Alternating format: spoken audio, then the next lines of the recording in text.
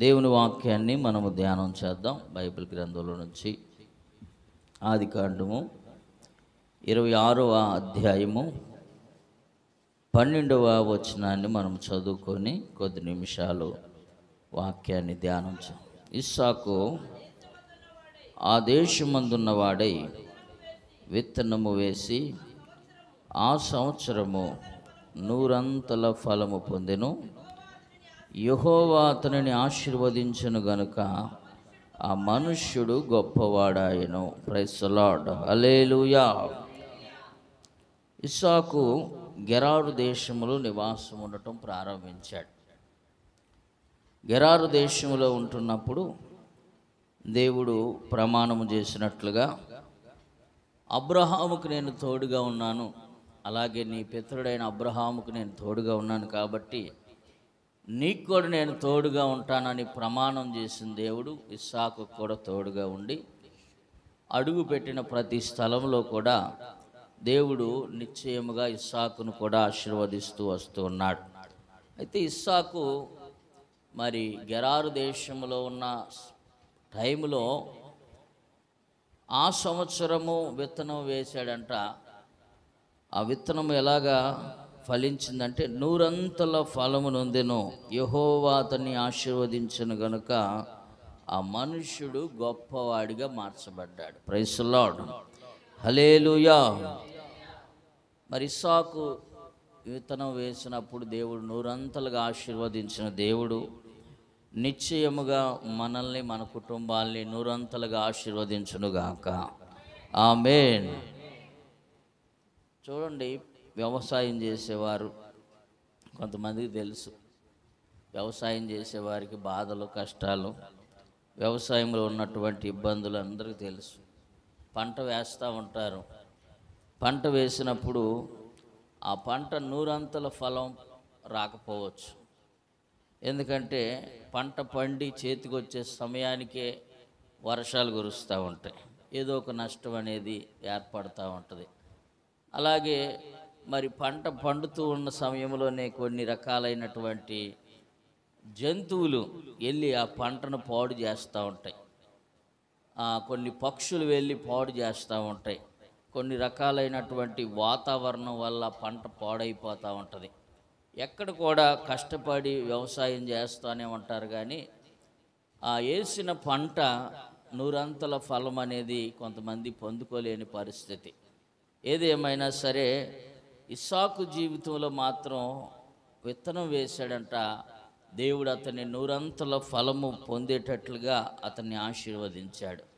చూడండి, ఏ విత్తనాలు వేసుంటాడు, నాకు తెలిసి ఏ విత్తనాలు వేసుంటాడు, ఏ కంపెనీ విత్తనాలు వేస్తే నూరంతల పంటలు పండుతాయి అంటే నా ఒక డౌట్. ఏ కంపెనీ విత్తనం వేసినా సరే మనం అనుకుందాం, ఎంత మంచి కంపెనీ కొంటుకొచ్చి విత్తనాలు వేసినా ఏదో ఒక రకమైన నష్టాలు అనేవి జరుగుతూనే ఉంటాయి. ఏదో ఒక ప్రమాదం అనేది పంటకు వస్తూ ఉంది. రైతులు భయంకరమైన కన్నీరు పెట్టుకుంటూ ఉన్నారు. సమాజంలో మనం చూస్తే, అంటే వారు పండించిన పంట సరైన మార్కెట్లో రేట్ లేకపోతే పంట చేతికొచ్చే సమయానికి ఏదో ఒక నష్టం రావటం, ఏదో ఒక ప్రమాదంలో పడి వారు ఏడుపు పెట్టిన పెట్టుబడి కూడా సరిగ్గా రాలేకపోవటం, ఇలాంటి పరిస్థితులు నేటి సమాజంలో మనం చూస్తూ ఉన్నాం.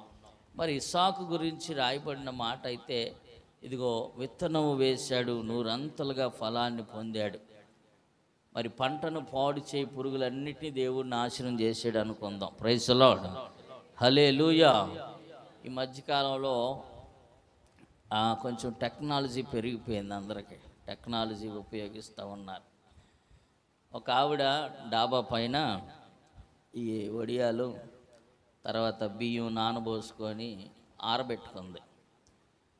ఆరబెట్టుకుంటే కాకులు వచ్చి పద్దాకా ఆ వడియాలను ఎత్తుకెళ్ళిపోతున్నాయి.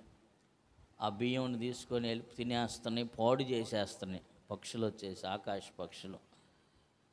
ఆవిడ ఏం చేసిందంటే టెక్నాలజీ ఉపయోగించి ఏం చేయాలా అని బాగా ఆలోచన చేసింది. బాగా అందరూ తెలివి మీరిపోతున్నారు ఇప్పుడు. ప్రైజ్ ది లార్డ్, తెలివి మీరిపోతున్నారు. అంటే ఉన్న జ్ఞానాన్ని సంపాదించుకుంటున్నారు, దేవుడు ఇస్తున్నాడు. ఏదేమైనా వారికి చక్కగా ఒక ఆలోచన చేస్తుంది, ఎలాగైనా ఈ పక్షుల నుంచి ఈ ఆహార పదార్థాలని కాపాడుకోవాలి అని చెప్పి ఆలోచన చేస్తూ ఉన్న సమయంలో ఆమెకు ఒక థాట్ వచ్చిందంట. అలా ఆయన పడుకొని నిద్రపోతున్న సమయంలో బాగా పెద్ద గురక పెడుతున్నాడు. పెద్ద గురక పెడుతుంటే అప్పుడు ఆమెకు ఆలోచన వచ్చింది, ఈ గురకను రికార్డ్ చేసి మనం లౌడ్ స్పీకర్లో పెడితే ఆ పక్షులు ఈ దరిదాపుల్లో కూడా రావు అని చెప్పేసి ఆలోచన చేసి ఆ టెక్నాలజీని ఉపయోగించామా ఆ గురక రికార్డ్ చేసి ఇప్పుడు వచ్చినాయి కదా ఆ చిన్న మైకులు లాంటి వాటిలో రికార్డ్ చేసి పెట్టేసింది. చక్కగా ఆ గురక సౌండ్కి ఏ పక్షి కూడా రావట్లా. చక్కగా ఆమె ఆరేసుకున్నవన్నీ చక్కగా ఎండిపోతున్నాయి. Praise the Lord. అంటే నూరంతల ఫలము అంటే మనం ఏదో ఒక పంట వేస్తూనే ఉన్నాం, ఏదో ఒక నష్టం జరుగుతూనే ఉంది. కానీ ఇస్సాకు జీవితంలో ఆయన విత్తనం వేశాడంట, నూరంతలుగా దేవుడు ఫలభరితంగా మార్చాడు. ఏ విత్తనం వేశాడు? ఈరోజు మనము కొన్ని విత్తనాల గురించి జ్ఞాపకం చేసుకుందాం. ఏ విత్తనం వేస్తే మన కుటుంబాలు నూరంతలుగా ఫలిస్తాయి? బైబిల్ గ్రంథంలో మనం చూస్తాం, యేసు ప్రభు వారు కూడా ఒక ఉపమానాన్ని చెప్పాడు. ఏ ఉపమానం అంటే 13వ అధ్యాయంలో విత్తువాడు విత్తుటకు తన పొలమునకు వెళ్ళాడు. ఆ పొలములో విత్తడానికి విత్తనాలు విసురుతూ ఉన్నాడంట. కొన్ని విత్తనాలు ఎక్కడ పడినాయి? త్రోవ ప్రక్కన పడినాయి. కొన్ని విత్తనాలేమో ముళ్ళ పొదల్లో పడినాయి.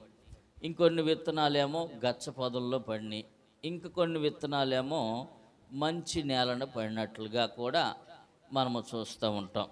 మరి కొన్ని త్రోవ మీద పడిన విత్తనాలు ఫలించవు. రాతి నేలలో పడిన విత్తనాలు కూడా కొంతకాలం మాత్రమే ఫలిస్తాయి. ముళ్ళ పొదల్లో పడిన విత్తనాలేమో ఎదుగుదల లేకోకుండా ఆ ముళ్ళ పొదలు ఏం చేస్తాయంటే అణిచివేస్తూ ఉంటాయి. మంచి నేలన పడిన విత్తనం మాత్రమే అది 30 అంతలుగాను 60 అంతలుగాను 100 అంతలుగా ఫలిస్తుందని బైబిల్లో కూడా మనము చూస్తూ ఉంటాం. ఇలాంటి ఉపమానాలు ఎన్నో. ఒకానొక సందర్భంలో ఐగుప్తు దేశంలో కరువు వచ్చింది. ఐగుప్తు దేశంలో 7 సంవత్సరాల పాటు మహాభయంకరమైనటువంటి కరువు వచ్చినప్పుడు మరి ఆ కరువు ప్రాంతంలో ఐగుప్తు ప్రజలందరూ కూడా ఫరో దగ్గరికి వెళ్ళారు.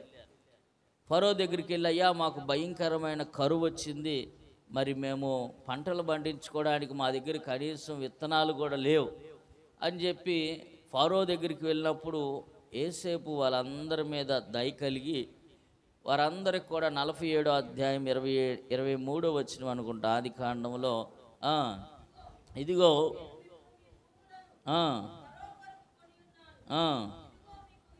ఇదిగో మీకు విత్తనములు మీ పొలంలో విత్తుకొనండి అని చెప్పి వాళ్ళకి కొన్ని విత్తనాలు ఇచ్చినప్పుడు వాళ్ళు వెళ్ళి ఆ పంటను సమృద్ధిగా పండించుకొని ఆ అధ్యాయం అంతా మనం చూస్తే 5వ వంతుగా రాజుగారికి పరిహారం కట్టినట్లుగా కూడా మనం చూస్తాం.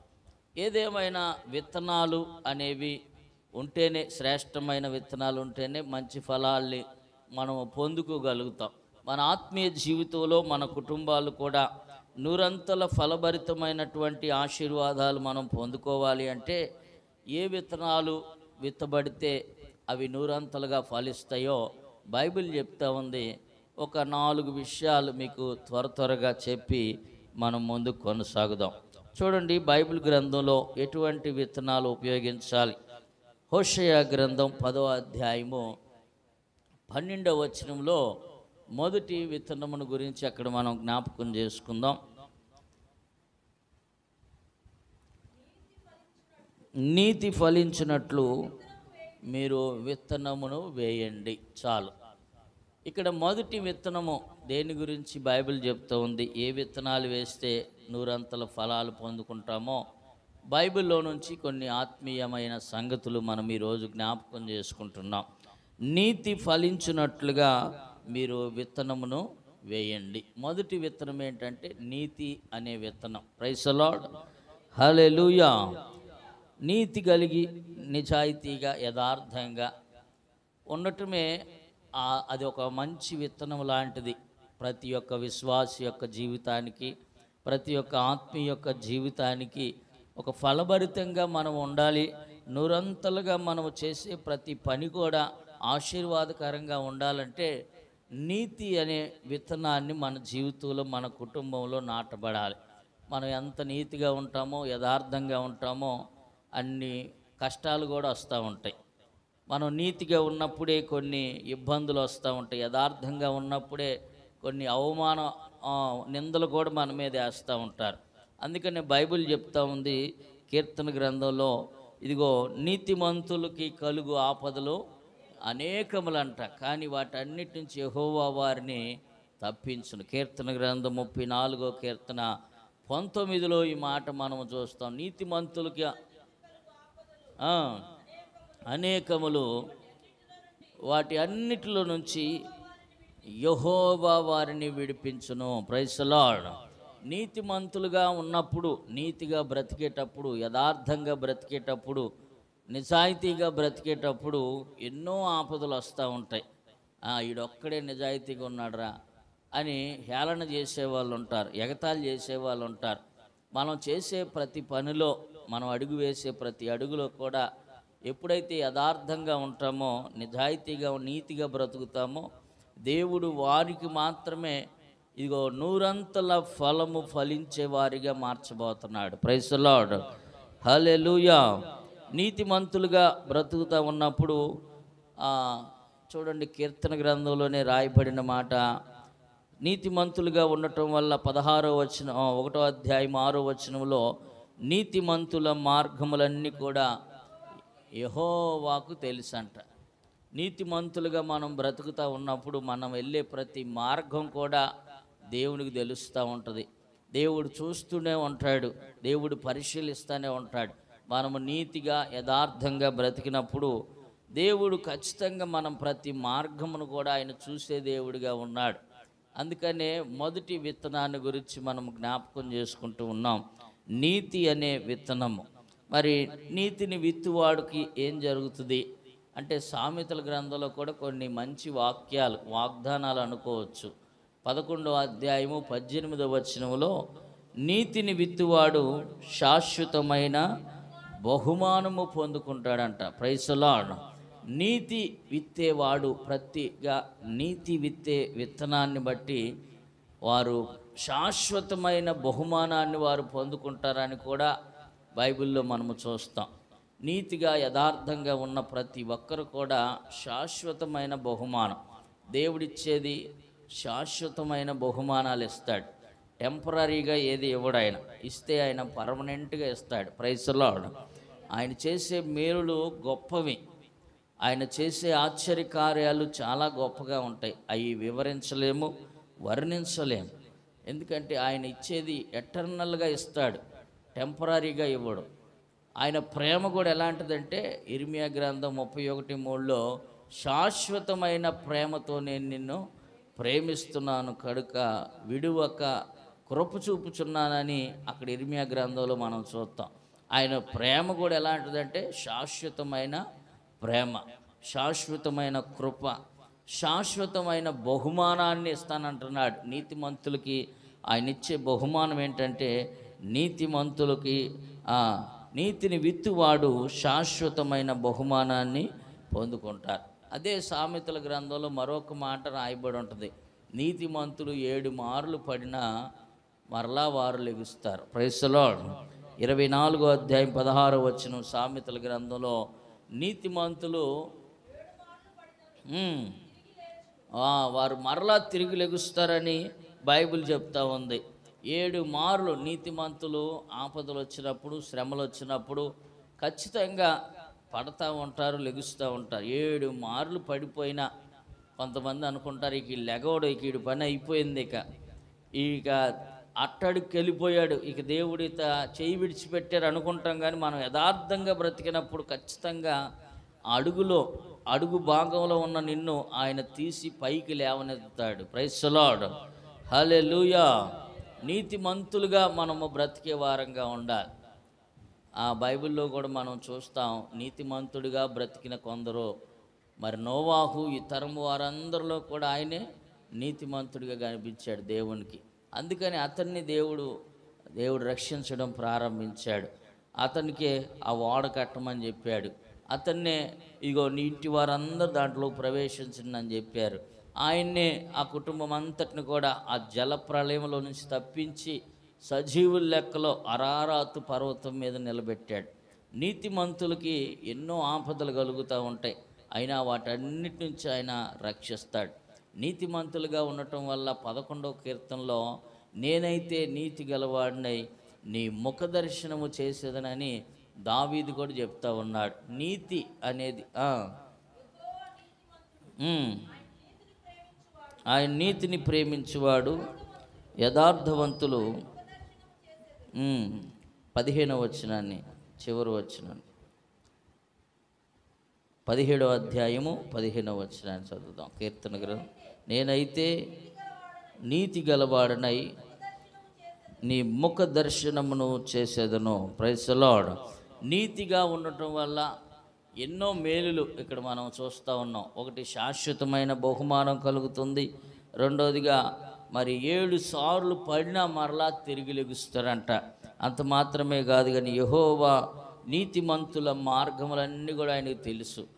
నీతి గలవారిగా ఉన్నప్పుడు ఆయన ముఖ దర్శనాన్ని చేస్తారని, మరి నీతిమంతులకి ఎన్ని ఆపదలు కలిగినా వారు మరలా పైకి లేవనెత్తగలిగే దేవుడు ఉన్నాడు. అలాగే ఇంకొక మాట సామెతల గ్రంథంలోనే మనకు చూస్తాము. 11వ అధ్యాయం 28వ వచనం అనుకుంటా. నీతిమంతులంట చిగురాకు వలె వారు చదవండి.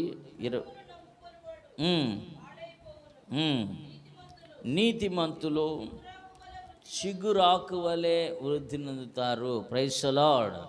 చూడండి, నీతిమంతులు ఎలాగుంటారంటే చిగురాకు వలె, అంటే చిగురించే ఆకు వలె చిగురిస్తూ ఉంటారు. వాళ్ళు ఎప్పుడు కూడా పచ్చగా చిగురిస్తూ పువ్వులు పూస్తూ కాయలు కాస్తూ. గత ఆదివారం మనం జ్ఞాపకం చేసుకున్నాం. ఇగో అహరోను చిగురించు కర్ర ఎలా ఉందంటే అది పువ్వులు పోస్తుంది, చిగురు వేస్తుంది, పువ్వులు పోస్తుంది, బాదం కాయలు కూడా కాస్తూ ఉంది. అంటే నిత్యము కూడా ఆ దేవుడు ఆశీర్వాదకరంగా ఉంచుతాడు అనటానికి ఒక నిదర్శనంగా మనము జ్ఞాపకం చేసుకుంటున్నాం.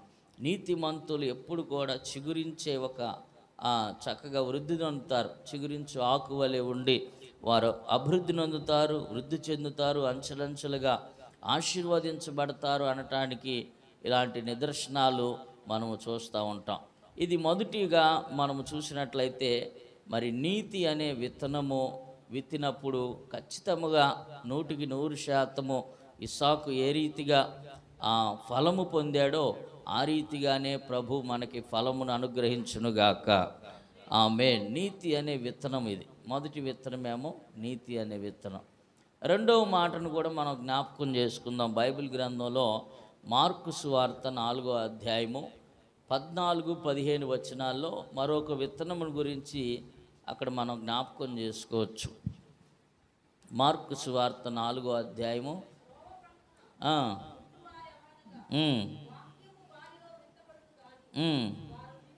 4వ అధ్యాయం 14వ వచనాన్ని చదవండి. విత్తువాడు ఎత్తుతున్నాడంట, వాక్యమును విత్తుతున్నాడు.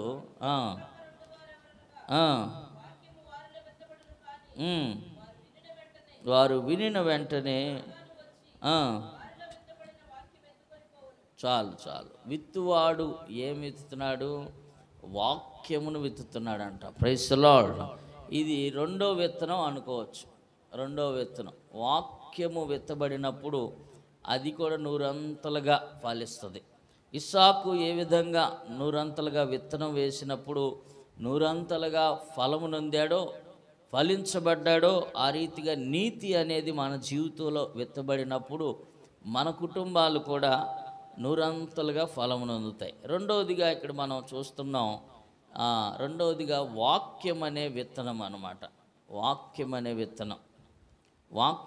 విత్తనం మన జీవితంలో నాటబడినప్పుడు ఆ వాక్యము ద్వారా మనం ఏం చేస్తామంటే 119వ కీర్తనలో చాలా విషయాలు రాయబడి ఉన్నాయి. వాక్యము విత్తబడినప్పుడు ఏం జరుగుతుందంటే బాధల్లో బ్రతికిస్తుంది, నెమ్మదినిస్తుంది, బలపరుస్తుంది, అలాగే త్రోవలకు వెలుగుగా ఉంటుందని చాలా విషయాలు 119వ కీర్తన అంతా కూడా చాలా విషయాలు రాయబడి ఉన్నాయి. ఒక్కసారి మనం కొంచెం అలాగ ముందుకెళ్ళి చదువుదాం.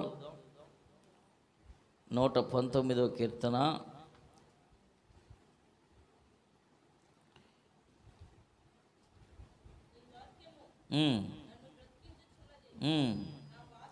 నా బాధలలో ఇదే నాకు నెమ్మది కలిగిస్తున్నది.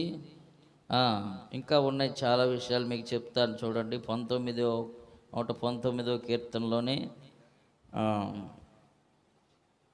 25లో కూడా చూడొచ్చు. నా ప్రాణము మట్టిని హత్తుకొనుచున్నది, నీ వాక్యము చేత నన్ను బ్రతికింపుము. వాక్యము ఏం చేస్తుందంటే బ్రతికిస్తూ ఉంది. అలాగే 28లో కూడా వ్యసనముల వలన నా ప్రాణము నీరైపోయెను, నీ వాక్యము చేత నన్ను స్థిరపరచుము. అలాగే 38లో కూడా నీవిచ్చిన వాక్యము మనుషులలో నీ భయమును పుట్టిస్తూ ఉందంట. వాక్యం ఏం చేస్తుందంటే భయాన్ని పుట్టిస్తుంది, బ్రతికిస్తుంది, స్థిరపరుస్తుంది. వాక్యములో ఉన్నటువంటి విలువ. ఇదిగో 74వ వచనాన్ని కూడా మనం చూస్తే, నీ వాక్యము మీద నేను ఆశ పెట్టుకొని ఉన్నాను, నీ యందు భయభక్తులు గలవారు నన్ను చూసి సంతోషించుదురు. Praise the Lord. ఆయన వాక్యం మీద ఆశ పెట్టుకున్నప్పుడు ఆయన యందు భయభక్తులు గలవారందరూ కూడా మరి చూసి సంతోషిస్తారని. ఇదిగో 103వ వచనంలో కూడా, నీ వాక్యము నా జీవకు ఎంతో మధురము, అవి నా నోటికి తేనె కంటే తీపిగా ఉందంట. వాక్యం ఎలా ఉందంటే తేనె కంటే తీయగా. నీ వాక్యము నా పాదములకు దీపము, నా త్రోవకు వెలుగై ఉన్నది. నీ న్యాయ విధులు నేను అనుసరించదను, నేను ప్రమాణము చేసి ఉన్నాను, నా మాట నెరవేర్చుదును. నీ శాసనములు ఆశ్చర్యములు కావునే నేను వాటిని గైకొనుచున్నాను. నీ వాక్యమును బట్టి నా అడుగులు స్థిరపరచుము. 133. ఇలాగ మనము చూస్తే ఈ అధ్యాయం అంతా కూడా వాక్యమును గురించి చాలా శ్రేష్టమైనటువంటి ఆశీర్వాదాలు. ఎవరి జీవితాల్లో అయితే వాక్యం అనే విత్తనము నాటబడి ఉంటుందో వారి జీవితం ఎలా ఉంటుందంటే తేనె కంటే మధురంగా ఉంటుంది. Praise the Lord. ఆ వాక్యం ఉన్న జీవితాలు ఎలా ఉంటాయంటే వారికి మార్గాలకు వెలుగు ఉంటుంది, వారు స్థిరపరచబడతారు, భయము కలిగి ఉంటారని ఇలాంటి చాలా మాటలు మనము 119వ కీర్తనలో మనం చూస్తాం. ఒక ప్రత్యేకమైన పాట కూడా ఉంది కదా, నీ వాక్యమే నన్ను బ్రతికించెను, బాధలలో నెమ్మదినిచ్చెను. నీ వాక్యమే నన్ను బ్రతికించెను, బాధలలో నెమ్మదినిచ్చెను. కృపాశక్తి దయాశక్తి సంపూర్ణుడా, వాక్యమయ్యున్న యేసు వందనమయ్యా. కృపాశక్తి దయాశక్తి వాక్యమయ్యున్న యేసు వందనమయ్యా. నీ వాక్యమే నన్ను బ్రతికించెను, బాధలలో నెమ్మదినిచ్చెను. జిగటగల ఊపి నుండి లేవనెత్తెను, సమతల మగు భూమిపై నన్ను నిలిపెను. జిగటగల ఊబి నుండి లేవనెత్తెను, సమతల మగు భూమిపై నన్ను నిలిపెను. నా పాదములకు దీపమాయెను, పాదములకు దీపమాయెను. సత్యమైన మార్గములో నడుపుచుండెను, సత్యమైన మార్గములో నడుపుచుండెను. నీ వాక్యమే నన్ను బ్రతికించెను, బాధలలో నెమ్మదినిచ్చెను.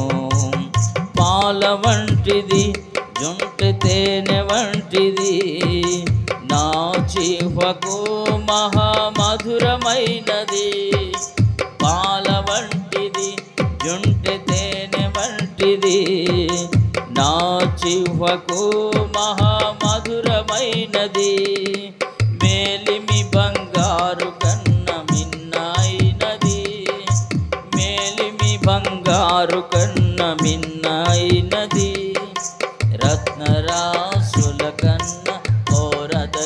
బ్రతికించుచున్నది. రత్నరాసుల కన్నా నీ వాక్యమే నన్ను బ్రతికించెను. బాధలలో నెమ్మదినిచ్చెను.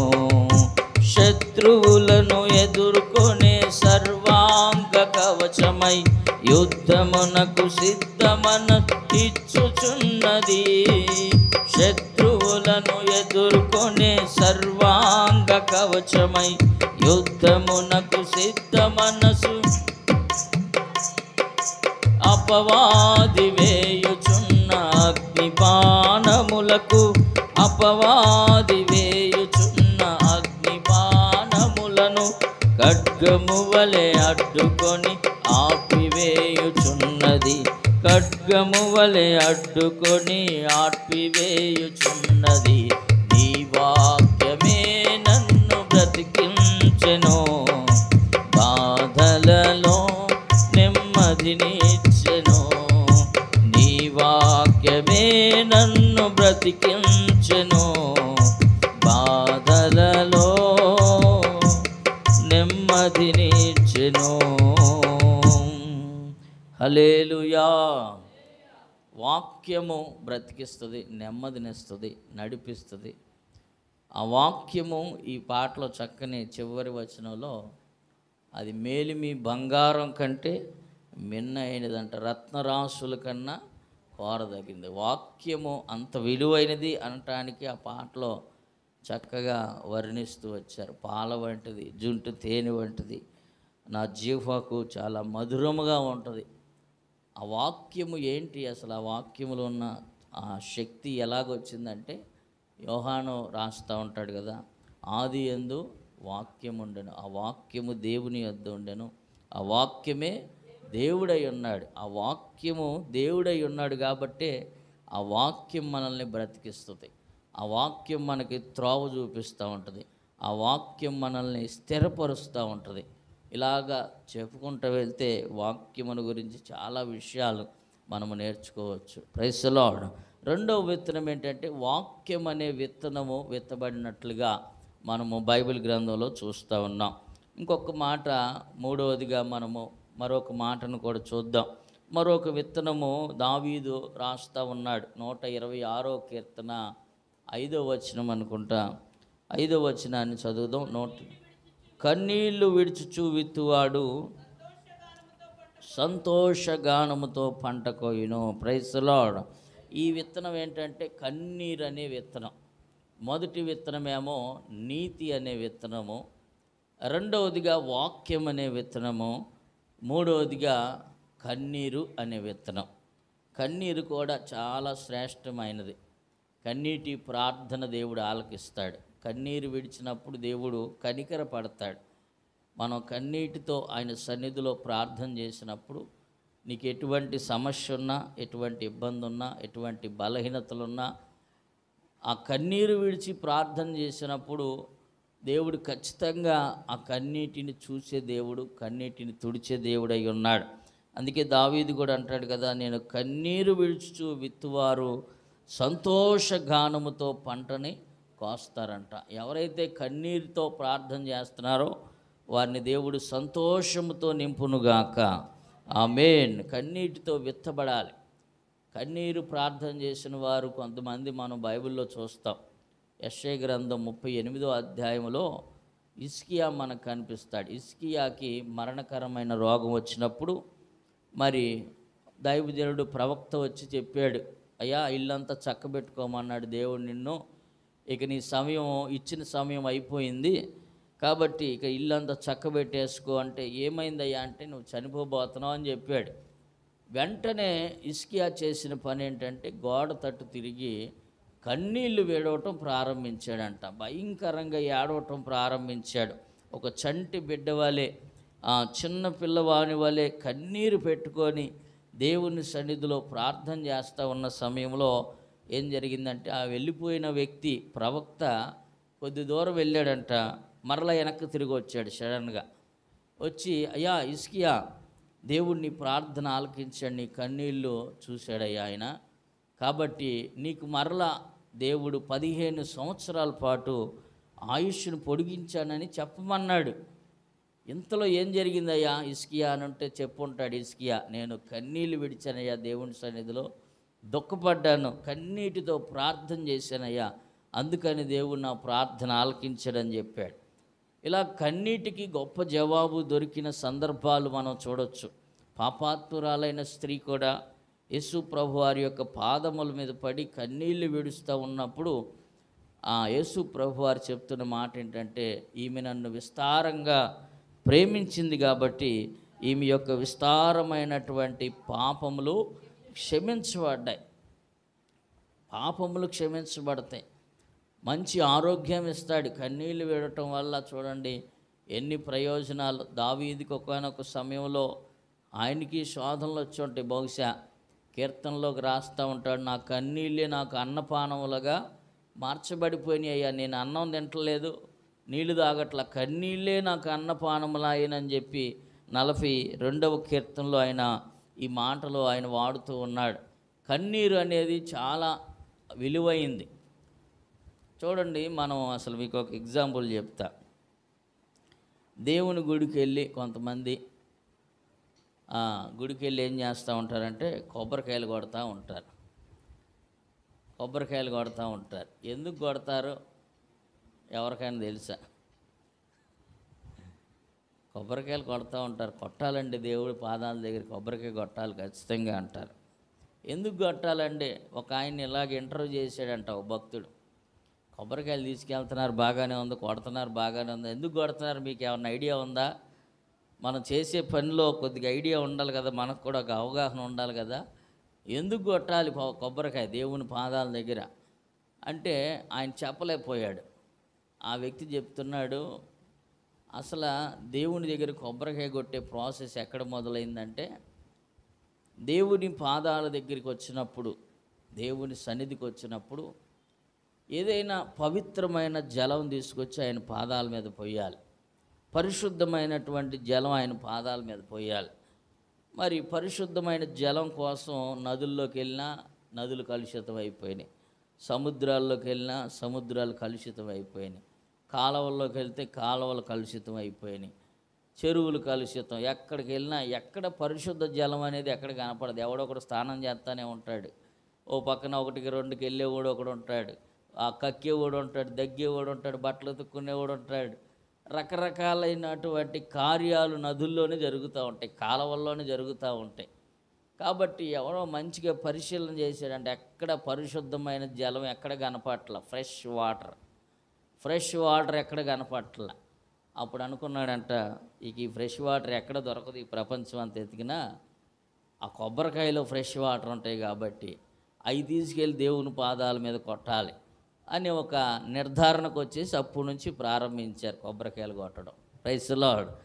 అది అసలు దేవుని సన్నిధిలో కొబ్బరికాయ కొట్టమని మనం బైబిల్ చెప్పట్లే. మనం ఏం కొట్టాలి, ఏ కొబ్బరికాయ కొట్టాలంటే కన్నీటి నీళ్లు ఆయన పాదాల మీద పోయాలి. Praise the Lord. ఇదే పరిశుద్ధమైన జలం. మన శరీరంలో వస్తున్న కన్నీరు అనేది చాలా విలువైనది. అంతకన్నా పరిశుద్ధమైన జలం ఇంకోటి లేదు, విలువైంది ఇంకోటి లేదు. దేవుని సన్నిధిలో 100 కొబ్బరికాయలు కొట్టే బదులు, 1000 కొబ్బరికాయలు కొట్టే బదులు దేవుని సన్నిధిలో మోకరించి కన్నీరు విడిచినప్పుడు దేవుడు ఖచ్చితంగా కార్యము జరిగించునుగాక. ఆమేన్. చూడండి, కన్నీరు అనే విత్తనము విత్తినప్పుడు సంతోషం అనే పంటను మనం కోస్తామని దావీదు చెప్తా ఉన్నాడు. చివరిగా మరొక మాటను మీకు జ్ఞాపకం చేస్తా, 4వ విత్తనాన్ని మీకు జ్ఞాపకం చేసి ముగించేస్తాను. 2వ కొరింథీయులకు రాసిన పత్రిక 9వ అధ్యాయం 6వ వచనంలో మరొక విత్తనమును గురించి మనము జ్ఞాపకం చేసుకోవచ్చు. చూడండి, బైబిల్ కొంచెముగా విత్తువాడు సమృద్ధిగా విత్తువాడు సమృద్ధిగా పంట కోయును. సనుగు కొనుకయు బలవంతంగా కాకయు ప్రతివాడు తమ హృదయములో నిశ్చయించుకున్న ప్రకారముగా ఇవ్వవలెను. దేవుడు ఉత్సాహముగా ఇచ్చువాడిని ప్రేమించును. అన్నిటి యందు ఎల్లప్పుడూ మీరు సర్వ సమృద్ధి గలవారై ఉత్తమమైన ప్రతి కార్యము చేయుటకు దేవుడు మీ ఎడల సమస్త విధములైన కృపను విస్తరింప చేయగలడు. చాలు చాలు. ఇక్కడ మరొక విత్తనాన్ని కూడా మనం చూస్తూ ఉన్నాం. 4వ విత్తనం ఇదేంటంటే సమృద్ధి అయినటువంటి విత్తనం. కొంచెముగా విత్తువాడు కొంచెమనే పంటనే కోస్తాడు. సమృద్ధిగా విత్తువాడు ఏం చేస్తాడంట? సమృద్ధి అయిన పంటను కోస్తాడంట. అంటే దేవుని సన్నిధిలో మనం విత్తే విత్తనం ఎలా ఉండాలంటే సమృద్ధిగా విత్తాలి. సమృద్ధిగా అంటే దేవుడు మనల్ని ఆశీర్వదించిన కొలది, దేవుడు మనల్ని దీవించిన కొలది, అలాగే దేవుడు మనల్ని ప్రేరేపించిన కొలది మనం ఎప్పుడైతే దేవుని సన్నిధికి ఆ సమర్పణ తీసుకొని వస్తామో, సమృద్ధిగా దేవుని సన్నిధిలో విత్తుతామో, వారు సమృద్ధి అయినటువంటి పంటను వారు కోస్తారంట. దేవుని సన్నిధికి వచ్చేటప్పుడు ఇచ్చేటప్పుడు ఎలా ఉండాలంటే, ఎలా ఉండకూడదో ఇక్కడ చెప్తా ఉన్నాడు. సనుగు కొనకయు బలవంతముగా కాకయు ప్రతివాడు కూడా ఎలా ఉండాలంటే తన హృదయములో నిశ్చయించుకున్న ప్రకారంగా దేవుని సన్నిధిలో ఇవ్వవలెను. దేవుడు ఉత్సాహముగా ఇచ్చువాడిని ప్రేమించును. ఇదిగో అన్నిట్లో ఎల్లప్పుడూ కూడా మీలో మీరు సర్వ సమృద్ధి గలవారై ఉత్తమమైన ప్రతి కార్యమును చేయుటకు దేవుడు మీ ఎడల సమస్త విధములైన కృప చూపిస్తాడు. ఎవరైతే సమృద్ధిగా విత్తుతారో, సమృద్ధి అనే విత్తనాన్ని విత్తుతారో, దేవుడు వారికి ఇచ్చేటువంటి కృప ఎలాంటిదంటే సర్వ సమృద్ధిని ఆయనకి ఇస్తాడు. Praise the Lord. ఎవరైతే ఇసుకోక గొనుక్కోక సనుక్కోక హృదయపూర్వకంగా దేవుని సన్నిధికి తమ భాగమును తీసుకొని దేవుని సన్నిధిలో ప్రతిష్ఠిస్తారో వారికి దేవుడిచ్చే కృప సర్వ సమృద్ధి. కాబట్టి ఈరోజు మనము 4 విత్తనాలు, ఇస్సాకు విత్తనము వేసిన వాడే ఆ సంవత్సరం 100 ఫలము పొందాడు. ఏ విత్తనం వేసి ఉంటాడో నాకు తెలిసి నీతి అనే విత్తనంతో విత్తుంటాడు, 100 ఫలాన్ని పొందాడు. ఇదిగో వాక్యం అనే విత్తనం విత్తాడు, 100 ఫలం పొందాడు. కన్నీళ్ళు అనే విత్తనం విత్తాడు, 100 ప్రతిఫలం పొందాడు. సమృద్ధిగా విత్తాడు, ఇగో సమృద్ధి అయిన పంటను దేవుడు అతనికి అనుగ్రహించాడని విశ్వాసముతో మనం ఈ వాక్యానికి ధ్యానం చేశాం. అట్టి కృప ఆశీర్వాదాలు దేవుడు మనకి మన కుటుంబాలకి అనుగ్రహించునుగాక. ఆమేన్ ఆమేన్. అందరూ లేచి నిలబడదాం.